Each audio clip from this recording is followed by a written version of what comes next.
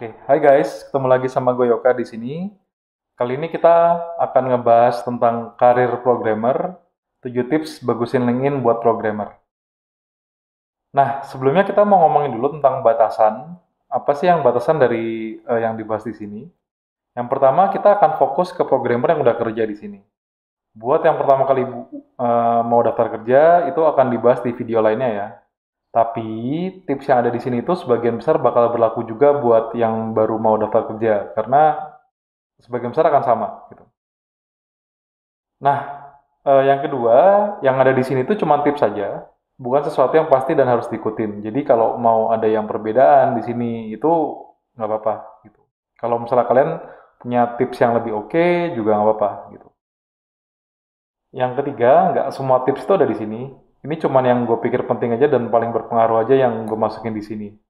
Jadi bisa jadi ada tips lainnya juga yang oke tapi nggak masuk di sini ya. Selanjutnya kayak apa sih tujuan dan bukan tujuan dari bagusin LinkedIn ini gitu. Yang pertama tujuannya dulu ya.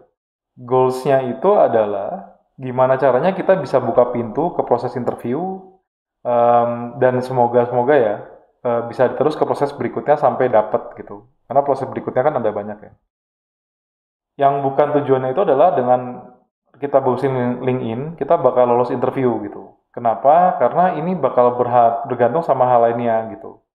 Contohnya kayak ada live coding, panel interview, culture fit gitu. Ini lebih ke gimana caranya dengan bagusin LinkedIn ini kita bisa paling nggak dilirik buat ke tahap interview gitu. Oke, langsung aja cus ya. Tips yang pertama, tulis dengan jujur atau nggak tipu-tipu ya gitu. Kenapa? Karena yang pertama itu nggak ada orang yang suka dibohongin gitu. Jadi kalau misalnya kita nulisnya ini nggak jujur gitu, itu juga ya agak repot juga ya di sana ya gitu. Dan yang kedua, sebenarnya kalau kita nggak bohong pun bisa dilirik kok sama recruiter gitu. Ya, cuman buat itu ya perlu usaha juga ya. Kayak misalnya kita mau bilang kayak gue bisa bahasa pemrograman X gitu misalnya. Atau kayak gue bisa atau pernah ningkatin profit perusahaan by X persen gitu. Itu juga bisa, cuman ya butuh usaha aja gitu. Emang bakal lebih berat dibandingin bohong, tapi itu akan eh, lebih bikin kita berkembang juga ya. Dan sebenarnya yang ketiga, itu dengan kita nggak bohong, itu juga bisa jadi bahan introspeksi kita buat karir kita sendiri gitu. Kalau nggak ya rugi sendiri nanti. Kayak contohnya setiap beberapa periode ya, kalau gue pribadi tuh biasanya gue selalu ngecek LinkedIn gue gitu. Kayak ini sebenarnya udah nambah apa lagi sih dari yang gue kerjain di sekarang gitu malah. Gue sebenarnya berkembang nggak sih gitu.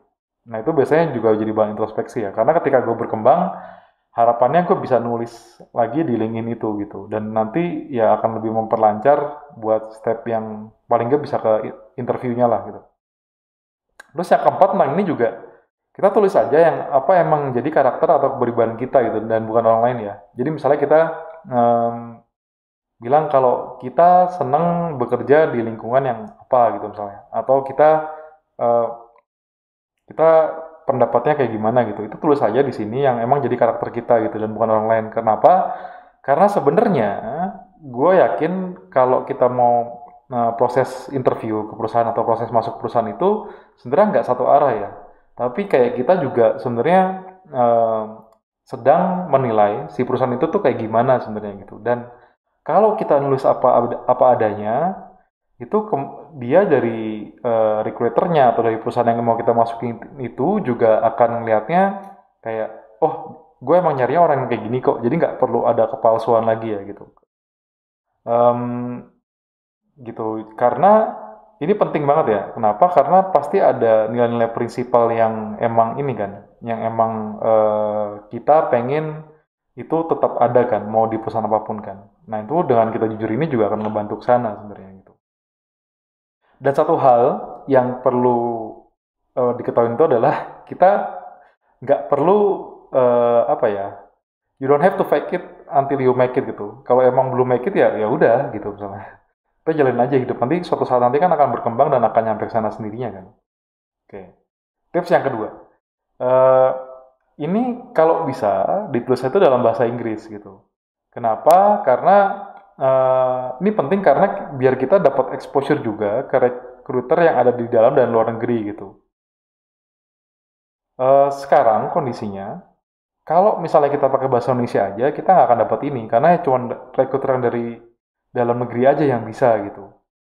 Itu yang pertama. Yang kedua, sebenarnya kita juga nggak perlu takut kalau kita dianggap gaya-gayaan ya gitu. Karena recruiter pasti bakal ngerti kok gitu. Dan mereka, atau tepatnya generasi sekarang itu udah, apa ya, sudah sangat terbiasa dengan bahasa Inggris gitu loh.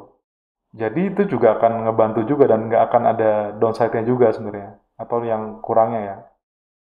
Cuman ya harus benar. Kalau kita mau ngomong pakai bahasa Inggris itu harus benar tata bahasanya gitu. Kayak maksudnya nyampe gitu. Kalau enggak ya bakal jadi pusing ya bacanya ya. Kalau emang kita belum bisa, itu ada dua sebenarnya kemungkinan untuk membenerinnya. Yang pertama dengan kita nulisnya pakai bahasa Indonesia aja. Gue yakin kalau misalnya nulis pakai satu bahasa yang benar itu akan lebih efektif dibandingin pakai bahasa lain, tapi kita sebenarnya itu berantakan di sana gitu loh. Terutama buat hal ini ya, penulisan di LinkedIn ini ya. Kalau nggak, karena kalau nggak ya pusing bacanya gitu. Dan ada tipsnya, sebenarnya bisa install namanya Grammarly. Grammarly ini kayak apa ya? Dia kayak software, bisa di komputer, bisa di web gitu ya, di browser. Dia akan berusaha untuk ngecek grammar kita gimana. Dia ada yang versi gratisnya, ada yang versi bayarnya. Itu mau yang manapun bagus sih gitu. Dia akan ngasih tahu kayak, oh ini harusnya pakainya yang plural atau yang singular gitu ya kata-katanya itu, atau misalnya jamak atau satu gitu, atau misalnya apalagi dia baiknya jangan pakai this atau it gitu kalau emang belum dijelasin gitu ya. Jadi ada banyak tips-tips di sana dan even yang bayar pun juga worth it sih. Kalau nggak salah bayar tuh kalau yang sekarang itu $144, cuman bisa jadi nanti naik atau turun ya. Tapi tentang Grammarly ini berapa pakai di kantor juga pada puas sih so far ya, walaupun yang bayar atau yang gratis. Nah, tips yang ketiga, ini penting banget ya menurut gue ya. Itu kita jangan main politik di LinkedIn. Maksudnya gimana? Yang pertama itu karena ini bukan sosmed personal ya. Jadi baiknya disimpan sendiri aja gitu kalau misalnya yang politik-politik kayak gitu ya. Gitu. Kecuali yang isinya itu benar-benar penting dan berhubungan dengan standpoint kita. Misalnya contoh ada kasus diskriminasi yang sistemik gitu misalnya. Itu kalau emang kita menganggap itu perlu disuarakan gitu, dan hard fact-nya itu, fakta-faktanya itu udah ada gitu, dan itu akan membantu komunitas gitu, itu ya nggak apa-apa. Gitu. Tapi ada yang jangan sebenarnya. Contohnya adalah kayak si Bapak X ini sekian periode gitu. Atau misalnya siapa versus siapa buat pemilu gitu. Itu please baiknya jangan di sana gitu. Kenapa? Karena kita perlu milah-milah ya. Milah-milah apa yang perlu diposting segala macam gitu. Dan ini kan jejaring profesional ya gitu. Jadi perlu milah-milah dan baiknya nggak nunjukin emosi kita kalau emang itu tidak perlu gitu. Kenapa? Karena ini bakal ngegambarin juga sebenarnya gimana kita bersikap di kerjaan nih. Kita orangnya panasan nggak gitu. Atau kita bisa nge-elaborate data nggak gitu. Atau kita hobinya drama terus apa enggak nih gitu. Karena itu bakal kelihatan juga ya. Apalagi kalau misalnya kita ngeposting sesuatu yang itu sebenarnya buktinya itu belum kuat itu tuh please tolong jangan ditaruh sana. Itu tips nomor 3. Nomor 4, di LinkedIn ini ada bagian about. Nanti kita coba lihat ya. Gue akan ngeliatin profil gue gitu. It's not perfect, tetapi akan ada gambaran di sana gitu. Bagian about ini pada dasarnya kita akan mau naruh tentang ringkasan personality dan kerjaan kita gitu. Jadi kayak ibaratnya kayak hidangan pembuka gitu ya. Misalnya ada main course-nya itu kan experience kita kan. Ada bagian experience ya gitu atau pengalaman kerja kan. Ini tuh kayak eh, kayak apa ya? Kayak buat ngegodain recruiter atau yang lihat kita itu kalau sebenarnya kita tuh orangnya kayak gimana sih gitu. Dan ini perlu dibuat kayak singkat, jelas, padat ya. Dan tipsnya itu adalah di bagian about ini atau yang mungkin yang di bagian lainnya juga ya. Kita pakai kata ganti orang ketiga gitu. Jadi bukan saya tapi lebih ke contohnya kayak Ujang Gege dan dia gitu. Jadi kayak misalnya Ujang GG dia eh bentar, kalau Ujang GG dia enggak ya. Jadi Ujang GG adalah seorang software engineer yang berpengalaman di bidangnya lalala gitu. Dia lalala gitu dibandingin saya ya. Karena biasanya pakai kayak gitu sih gitu. Lebih ke normalnya aja gitu. Di sini juga karena ini bagian yang lebih kayak teaser segala macam, kita juga boleh loh nambah yang bagian yang sesuatu yang di luar kerjaan kita sehari-hari gitu. Buat tambahin personality aja, biar orang lain tahu kita kurang lebih kayak gimana sih. Tips nomor 5. Ini di bagian experience. Kita baiknya nulis apa yang kita lakukan gitu dan impact-nya apa. Dan perlu dicatat ya, kita baiknya itu fokus ke bagian impact atau hasil dibanding ke kewajiban yang kita lakukan. Contohnya ini ada di halaman berikutnya ya. Contohnya gini, yang jangan. Ini gue ambil contoh dari terakhir yang bagian gue engineering manager ya gitu. Teman ini bisa ke translate juga ke bagian-bagian yang lainnya. Atau misalnya kita mau jadi software engineer di sini juga kurang lebih gambarnya dengan sama gitu. Nah, contoh yang baiknya jangan. Ini ada ini kayak push engineering effort for referral feature in Skill Academy or SA to production. Jadi kayak di sini gue bilang gue nge-push engineering effort buat referral gitu di SA gitu. Kenapa ini jangan baiknya? Pertama, ini bisa jadi kayak kewajiban juga gitu kan. Push engineering effort gitu. Walaupun ada referral feature, oke referral feature gitu. Tapi yang kedua, sebenarnya kita nggak tahu kayak referral feature ini impact-nya apa sih sebenarnya sih gitu. Impact-nya ke timnya apa? Kenapa? Karena pada dasarnya ketika satu perusahaan itu nge-hire orang atau merekrut orang, itu mereka akan nyari apa impact atau apa sih yang bisa sebenarnya dikasih oleh orang itu ke perusahaan gitu. Jadi kalau kita bisa nggambarin impact kita apa, itu akan sangat bagus dan akan ngebantu buat recruiter kalau oh ini orang ternyata dia impact oriented gitu misalnya. Atau dia tuh emang bisa bikin impact di perusahaannya gitu. Tapi kalau kita lihat di sini sebenarnya nggak kelihatan ya. Kayak apa namanya ya engineering effort cuman gitu doang gitu. Kita nggak tahu dia sukses apa enggak sih gitu. Yang ini sekarang ada perubahan ya. Push engineering effort for highly successful referral feature in Skill Academy to production gitu. Ini ada kata-katanya highly successful referral feature. Oke, ini agak mendingan, tapi kita nggak tahu sebenarnya highly successful referral feature ini kayak gimana gitu. Kayak sebenarnya ketika kita bilang sukses ini kayak gimana sih gitu. Ada nggak sih data yang bisa diukur gitu. Nah, yang gua setuju atau yang gua rekomendasiin kayak gimana? Ini di next slide. Yang ini lumayan asik ya. Push engineering effort for highly successful referral feature in Skill Academy or SA to production, enabling it to contribute to more than 50% of SA's purchases and make the successful disbursement rate high at 96%. The rest 4% is due to users invalid input. Nah, kenapa oke? Karena kita bisa ngeliat nih sebenarnya. Ketika gue bikin ini, gitu, itu impact-nya apa sih? Impact-nya itu adalah dia bikin atau dia contribute ke 50% lebih dari purchase yang ada di Skill Academy misalnya itu. Berarti kita bisa bilang ya, ini sebenarnya itu sukses loh programnya gitu.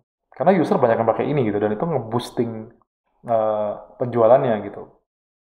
Dan walaupun nge-boosting penjualan, dia juga akurasinya cukup tinggi ya gitu. 96%. Gitu.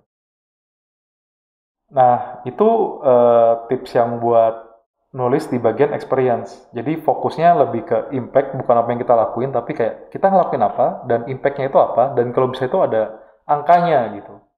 Walaupun angkanya itu sebenarnya bisa jadi kita ada berapa yang kita umpetin ya, tapi kegambar ya, bayangannya ya. Tips nomor 6. Selain tadi ada about, ada experience gitu, sebenarnya ada bagian-bagian lainnya gitu. Dan ada tips di sana. Ini gue coba gabungin aja ya. Tips nomor 6 dan 7 ini kurang lebih akan gabungan gini. Yang pertama, jangan lupa masukin public repository kita di bagian kontak gitu. Public repository misalnya kita punya Git atau GitHub gitu atau GitLab atau Bitbucket atau apapun itu, coba tolong masukin di sana aja gitu. Goalsnya apa? Atau tujuan apa? Biar recruiter tahu, atau yang sortir CV kita tahu kalau kita tuh sebenarnya aktif juga ngoding gitu. Itu yang 61 ya. Yang 62 tentang pendidikan. Itu jangan masukin IP kecuali cum laude atau lebih gitu misalnya. Jadi kalau misalnya kayak gue nih, IP-nya dulu S1 kan 3,0 ya. Itu ya nggak usah dimasukin gitu misalnya. Setahu gue sih nggak dimasukin, nanti kita coba cek ya. Yang tiga, kalau ada license and certifications, ini ada ya. Ini masukin aja yang kira-kira penting dan bakal ngebantu karir kita gitu. Kalau di kasus gua, karena gua dari front end, itu ke engineering manager, biasanya itu banyak orang-orang yang atau recruiter yang nyari kayak engineering manager perlu tahu backend juga. Itu benar gitu. Makanya biasanya gua kasih aja nih, oh gua ada sertifikat di sini nih gitu. Atau gua nunjukin gua pernah belajar ini loh. Jadi gue sebenarnya bisa, walaupun gue awal dari front end, gue bisa ngobrol sama backend dan gue bisa ngomongin tentang arsitekturnya. Gitu. Oke, tips nomor 7 lainnya di bagian skills gitu. Yang pertama itu kita bisa masukin apa skills yang kita punya gitu. Nanti di sana juga ada kuisnya, kita bisa ngambil kuisnya buat ngasih tahu kalau ini kita legit loh, tanda kutip legit ya. Karena sebenarnya kalau ya yang buktian gitu selalu ada loophole-nya ya, selalu ada bolongannya gitu. 72 itu honors honors and awards gitu atau language itu masukin aja kalau emang ada gitu. Kalau misalnya kamu bisa bahasa apa atau pernah dapat penghargaan apa gitu, itu masukin aja yang memang sifatnya itu bagus ya gitu. Terus juga ada bagian test course. Ini kalau ada pernah TOEFL atau SINISA masukin aja di sini gitu. Terus yang terakhir ini di link ini tuh kan ada timeline juga ya atau ada activity ya gitu. Itu kita masukin aja yang menurut kita itu oke gitu. Misalnya kita pernah bikin tulisan apa, atau hasil karya apa, atau kegiatan apa, itu bikin postingannya aja gitu. Itu akan nambah exposure kita juga gitu. Karena kalau misalnya kita ada networking, terus biasanya mereka nge-like atau segala macam, itu bisa jadi akan ke discover sama recruiter juga. Oke, contoh profilingin. Tadi kan gue bilang ini ya, udah ada teorinya, ada tipsnya gitu. Sekarang gimana sih contohnya gitu? Ini gue akan coba share. eh, ini dari profil gue, bisa kelihatan ya. Mungkin digedein segini. Nah, ini kayak tadi ada bagian kontak ya. Kalau dilihat, ini gue masukin kayak ini ada GitHub gue. Oke, di sini ada dua gitu ya. Bisa dilihat nanti sama recruiternya gitu. Kalau mereka penasaran. Terus ada juga Ayo Coding ini, channel YouTube ini juga ada gitu. Just to cuman biar kayak mereka tahu kalau gue ada kerjaan lain juga di luar kerjaan yang uh, gue cukup passionate di sana gitu ya. Ini giving back to community juga kan gitu. Nah, habis itu yang bagian about-nya tadi kan gue bilang kayak ini singkat aja ya gitu. Pakai kata-kata orang ketiga gitu, pakai orang ketiga dan di sini nih gue tulisnya Yoka gitu. Um, Yoka is a software engineering manager, ala jelasin di sini kayak pengalamannya apa sih gitu misalnya. Karena gue sekarang ngincernya engineering manager, nextnya ini gue bilang kalau gue udah punya pengalaman juga loh nge-leading tim gitu dua tahunan gitu. Terus kenapa gue senang role ini gitu dan apa namanya preference gue sebenarnya gimana gitu. Gue bilang di sini gue senang banget kalau ngoding pakai functional programming gitu. Tapi buat gue tuh nggak masalah sih, apapun gitu, mau pakai Golang, mau pakai apa Python atau mau pakai Java gitu, itu ya udah gitu misalnya. Atau kalau misalnya, tapi kalau gue pribadi ngoding sendiri ya gue senangnya mungkin kayak pakai F Sharp atau pakai OCaml atau pakai Haskell gitu. Itu cuma buat warna doang ya. Terus sama tadi gue bilang kalau ada yang suatu yang di luar kerjaan gitu, itu juga bisa ini. Apa namanya? Gue bilang juga kayak gue biasanya ngapain sih di luar ini gitu. Ada nggak sih quality lain yang cukup unik gitu. Di sini gue bilang kalau ya gue bisa 3 bahasa gitu. Dan pernah di luar juga gitu. Ini mungkin tidak secara teknikal tidak penting, tapi gue bisa nunjukin kalau di sini gue bisa lumayan ini ya, lumayan adaptif ya buat ngambil ini gitu. Terus yang bagian experience. Ini kayak yang tadi gue bilang, ini fokus ke eh, kegiatannya apa, sama impactnya apa gitu. Kalau yang dia contoh ini ya, ini gue ngelit tim SA gitu. ini dia komposisinya apa, terus kayak hasilnya apa sih sebenarnya sih selain yang biasa ya. Gitu. Terus ini yang tadi, yang contoh yang referral tadi itu juga ngambil dari sini gitu. Terus yang lainnya kurang lebih sama ya. Nanti kalau mau tadi ada linknya, bisa dikunjungin aja di link ini ya gitu. Ini bagian resultnya kurang lebih seperti ini. Atau kalau misalnya mau yang tentang ini gitu, apa sih impactnya gitu. Ini waktu gua mesti di front end ya tahun 2018 lalu gitu. Eh, bikin apa aja, ada yang core primitifnya gitu. Terus routine design, terus ada eh, macam-macam gitu misalnya. Gitu. Nah, terus education. Kayak gue bilang tadi, gue dari ITB, tapi karena gue IP-nya nggak bagus ya nggak gue masukin gitu kan. Gitu. Lesson and certification kayak tadi sama ya. Yang gue bilang tadi, gue dari front end, biasanya mainnya di JavaScript segala macam gitu kan. Dan di depan ya, di client side gitu. Cuman gue juga nunjukin kalau sebenarnya gue pernah belajar juga kok sistem desain gitu dan gue bisa diajak ngomongin juga ya. Jadi paling enggak kalaupun gugur tidak di bagian atau sebelum interview gitu, bisa jadi pas di panel interview atau segala macam ya. Tapi paling enggak kita ada ngasih gambaran, gue juga bisa berkembang sana loh. Dan ini ada proofnya juga gitu. Terus project ini udah lama banget. Ini waktu zaman 2017 itu waktu pertama kali mau kerja ya gitu. Mungkin bisa dibahas lain waktu buat terutama buat yang mau pertama kali daftar kerja, ini masukin aja di sini gitu. Kalau ada project-projectnya gitu. Terus Honors and Awards ini dulu waktu di Ruang Guru tahun 2019 itu ada kayak karyawan apa ya? Karyawan of the month gitu. Employee of the month ya ini kurang lebih gini, masukin aja sana. Terus kayak ada test score, TOEFL ITP, IELTS, ini bahasa Jerman gitu, masukin aja gitu. Nggak ada ruginya dimasukin ya. Tapi ini kan dilingin ya, kalau mau bikin resume ya bisa jadi nggak perlu dimasukin gitu. Terus kayak language gue bisa apa aja, um, kayak bahasa Indonesia itu native gitu, English full professional proficiency, Jerman ini ya limited gitu, buat sehari-hari atau buat kita baca yang simpel-simpel lah gitu. Nah, kurang lebih kayak gitu ya, ini ada lagi nggak? Oke, oke, gitu. Nah, tadi contohnya, sekarang buat dipikirin atau dilakuin ya. Gimana menurut kamu tips-tips yang tadi? Ada nggak sih yang menarik atau yang belum kamu lakuin gitu? Kalau ada, gimana ya kira-kira action yang mau dilakuin apa nih? Apa kamu akan eh, ngopi tips itu dan ambil dan dibikin masuk link ini atau kayak gimana gitu? Terus kalau kita mau ngomongin tentang result atau impact dari kerjaan kamu, kamu udah tahu belum sih matrix dari kerjaan kamu yang kamu terus di LinkedIn gitu? Kalau belum, gimana caranya biar kamu bisa tahu dan nulis hal tersebut di LinkedIn? Contohnya misalnya kayak kamu pernah buat satu feature gitu, itu tahu impact-nya nggak? Gitu. Misalnya kayak berapa banyak user yang make, atau dia ningkatin revenue-nya berapa, atau dia ningkatin core metrics-nya by berapa persen gitu. Kalau belum, caranya gimana ya? Biar kamu tahu itu dan bisa nulis hal tersebut di LinkedIn. Kenapa? Karena kayak tadi udah kita bahas, kita recruiter itu sebenarnya pengen tahu kamu itu bisa creating impact atau enggak gitu. Biar bisa lebih dilirik ya. Oke, sekian dulu tentang tips di LinkedIn. Sorry kalau panjang. Untuk yang tadi kita bahas itu lebih ke yang udah atau lagi kerja gitu.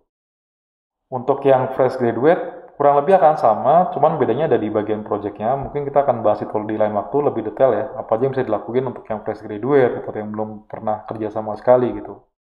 Itu aja.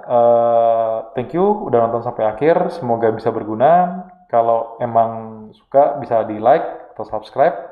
Atau kalau emang ini kamu rasa ini berguna, kamu bisa kasih ke teman kamu yang menurut kamu bisa manfaatin ini gitu. Karena goals akhirnya dari video ini sebenarnya gimana caranya dari gua bisa ngasih tahu kalau oh ini oke loh cara bikin gini. Oke, sekian dulu.